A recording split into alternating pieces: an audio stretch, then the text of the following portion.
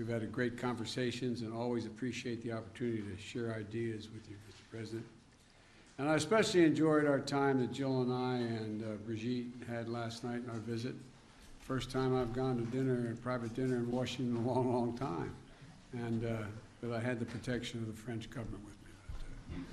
But all kidding aside, France is one of our strongest partners, and historically, but one of our strongest partners and our most capable allies. And Emmanuel has also become a friend, in addition to being president of that great country.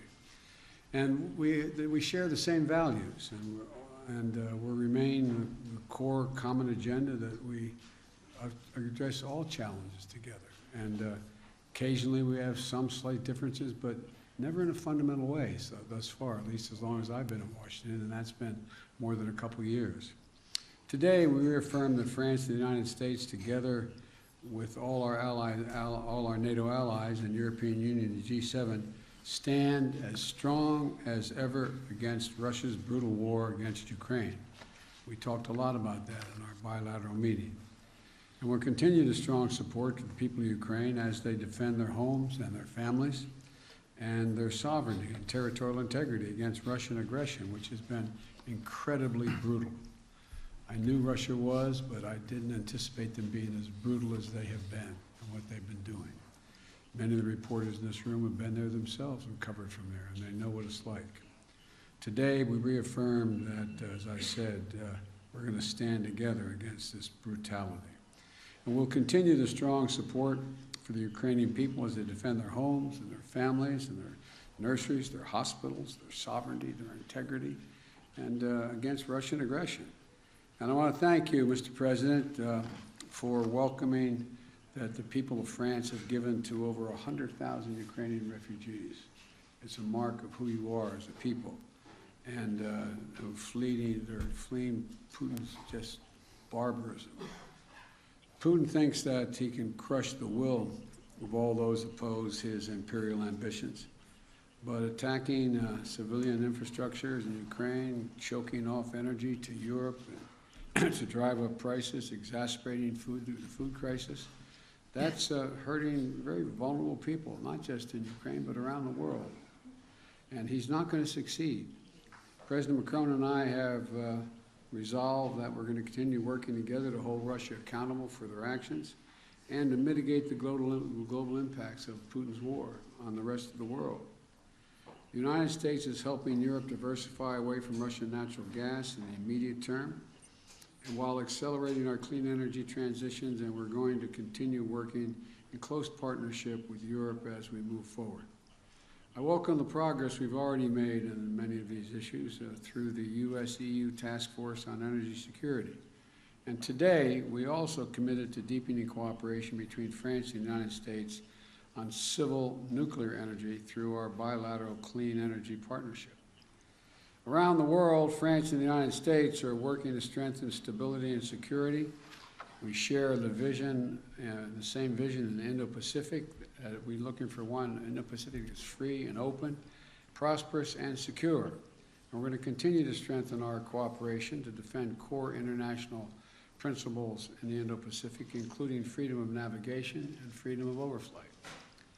We're working together to support the Middle East that is more integrated, peaceful, and prosperous. And we want to particularly thank President Macron for his efforts to help bring about the historic maritime boundaries agreement between Israel and Lebanon. We also stand with the people of Iran. And then the French and the United States are working together and hold accountable those responsible for the human rights abuses to counter Iran's support for Russia's war and to ensure that Iran does not ever acquire a nuclear weapon. And as we in the United States are looking forward to hosting the upcoming U.S.-African Leaders Summit, President Macron and I understand Africa's influence and importance, and he has much to add. France has much to add. We're also going to deepen our engagement, listening to and working with our African partners to help strengthen the governance and security and economic opportunities across the continent and to tackle the global challenges of our time. Our partnership also extends to cooperating in outer space, from coordinating defenses from coordinating defense of our space activities to strengthening scientific efforts to monitor the Earth's changing climate. And we had a detailed discussion of the Inflation Reduction Act. I know none of you are curious about that, but we did talk about that a good deal. The United States and Europe share the goal of making bold investments in clean energy to meet the challenges of the climate crisis and to build the industries of the future, including batteries and green hydrogen. We agreed to discuss practical steps to coordinate and align our approaches so that we can strengthen and secure the supply chains, manufacturing, and innovation on both sides of the Atlantic. We ask our teams to follow up on this part as ongoing U.S.-EU consultation continues, because we can work out some of the differences that exist. I'm confident. France and the United States are also leading efforts to strengthen the global health and global health security. President Macron visits falls on the World AIDS Day, and I want to particularly highlight our joint effort to reach our goal of ending the AIDS epidemic by 2030. That is a goal we set, a goal we're going to accomplish, and the goal we're sticking with. And to do it, we have all the tools we need. We just have to make finishing this fight a top priority for not just the two of us, but for other nations as well. And that's why I'm proud to take the baton from you, President Macron, and host the Global Fund's 7th Replenishment Conference this year, building on France's strong record of leadership. We've raised $15.7 billion with the United States and France as the two largest contributors to the Global Fund, and it's going to save millions, literally millions of lives. If I listed all the areas where cooperation between France and the United States were delivering meaningful progress, we'd be here until dinner time. So let me just close by highlighting our long-term investment to deepen the ties between our people, particularly the U.S.-French Fulbright program, which celebrates its 75th anniversary and has facilitated thousands of exchanges between our students, our educators, over the last decades. It's been critical to our relationship. It's a key part of ensuring that the future of this vital alliance remains strong and vibrant for generations to come. So, Emmanuel, thank you again for all that our nations are doing together in cooperation. My administration has built our foreign policy around the strength of our alliances, and France is the very heart of that commitment. So, merci, my friend, and I look forward to continuing to work with you. And as I used to say in the body I worked on a long time in the United States Senate, the floor is yours. Merci, Monsieur le Président. Monsieur le Président. Thank you, Mr. President. Mr. President, dear Joe, thank you ever so much for these words that very much reflect the discussions we just had.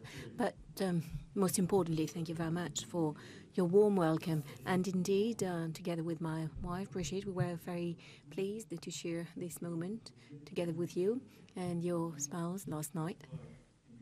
And let me tell you how honored and moved we are, both my delegation and myself, to be here, invited by you on the occasion of this first state visit by your administration. And regarding this relationship, we said it this morning, and you just said it again, this heritage is based on life sacrifice, on so much. And I would like to say that over centuries, every time there was something vital at stake, we were there, one for the other, without any doubt, without any hesitation. And this is very much what should structure the rest of it. It is this spirit that is prevailing in the current circumstances since last February. And I did not repeat what President Biden perfectly described. And dear Joe, indeed, you very much describe what we're doing together in Ukraine. We clearly condemn this war immediately. We led all the diplomatic actions to condemn this war, the war crimes committed by Russia on the Ukrainian soil, and we support both the Ukrainian army that is resisting, the Ukrainian population resisting as well. And please allow me here to very much thank the United States of America for all the support provided, because this war is impacting the European soil even more directly, and you've chosen to invest so much to contribute to this joint effort. In this context, our discussion this morning was an opportunity to confirm the initiatives we will be taking once again in the coming weeks and months to keep supporting, to strengthen our support to the Ukrainian troops and to enable them to resist. We also agreed to continue to work together to support the Ukrainian people, to help them resist, because we can very well see today that the Russian war effort is very much targeting the civilian infrastructure, bringing even more violence to try and make the Ukrainian people desperate and make it impossible for them to survive this winter. This is the reason why we decided to organize on the 13th of December a conference to support Ukraine, and very much would like to thank you for the close cooperation in preparing for that event. And we're working in close cooperation with President Zelensky based on his 10-point plan that he proposed, and I also would like to take this opportunity to commend the efforts of President Zelensky to try and find a way, a path to peace while leading this heroic resistance they've been organizing for 10 months. We always agreed, help Ukraine resist, never give up on anything in the UN Charter, prevent any risk of escalation in this conflict, and make sure that when the time comes, on the basis of conditions to be set by Ukrainians themselves, help build peace. And I believe your positions being so clear, it is something important to us, because we're both working for sustainable peace. We also talked about the direct and indirect consequences of this war, including on food security and energy security for the entire planet. And our joint initiatives within the G20, the G7, very much go in that direction. And we also recall this morning all of that, all we're doing to try and help all countries to weather the consequences of the conflict on their economies. This morning, we also had an excellent discussion on the IRA and the recent pieces of legislation adopted by the American administration. And like President Biden just said, we agreed to resynchronize our approaches, our agendas, in order to invest in critical emerging industries, semiconductors, batteries, hydrogen, everything that is absolutely decisive, because as a matter of fact, we share the same vision and the same willingness. President Biden wishes to create more industrial jobs in the long run for his country, and to build a strong industry and secure your supplies. And this is very much our approach as well. And this is the reason why we task our teams to continue this work in close cooperation, coordination, to find solutions on the topics we identified. And of course, we will coordinate with all of the Europeans and with you to have an agenda that will only bring more jobs, industry jobs in the United States as well as in Europe, and guarantee the strength and the resilience of our supply chains. And to do that with a strong integration. This European work is also the one we want to deliver on all of the issues on our agenda. And President, you just said it. What we would like to do as well is work on a number of topics of the future. And yesterday we had some sessions, working sessions, and our ministers and teams have been working as well, so that we could approve an agenda of hope and for the future. Like I said this morning, in the space industry, research, exploration, but as well the industry of the future, civil nuclear industry, here again with some common research projects, in particular on the most advanced technique.